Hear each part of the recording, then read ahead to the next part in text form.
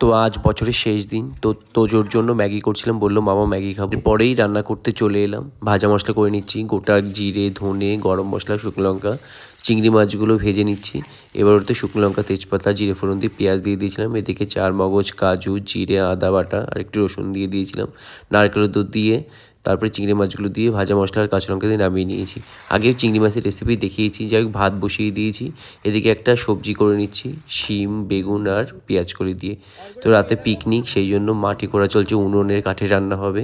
এদিকে চিকেনটাকে ম্যারিনেট করছি চিকেন পকোড়ার জন্য। তো আদা, রসুন, গোলমরিচ, শুকনো লঙ্কা, সয়া সস, ভিনিগার, নুন, একটু চিনি এগুলো দিয়ে ম্যারিনেট করে নিলাম। তারপরে বেসন আর কর্নফ্লাওয়ার দিয়ে মাখিয়ে গরম তেলে ভেজে নিলাম। এর সাথেই ছিল কফি। তো এদিকে কফি আমি বসিয়ে দিয়েছিলাম। তো কফি মোটামুটি রেডি, চিকেন পকোড়া দিয়ে খাওয়া হবে। চিকেন পকোড়াও রেডি, এই যে কফি। আমি কফি নিয়ে চলে এসেছি, সবাইকে সার্ভ করে দিলাম। সবাই চলে এসছে মোটামুটি পিকনিকের। সবাই আমার পাড়ারই, মানে পাশেই থাকে আর কি।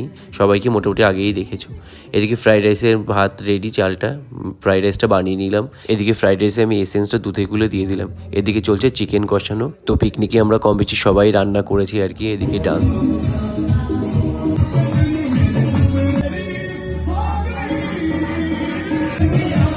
তো এবার খেতে বসবো। ভিডিওটা কেমন লাগলো জানিও।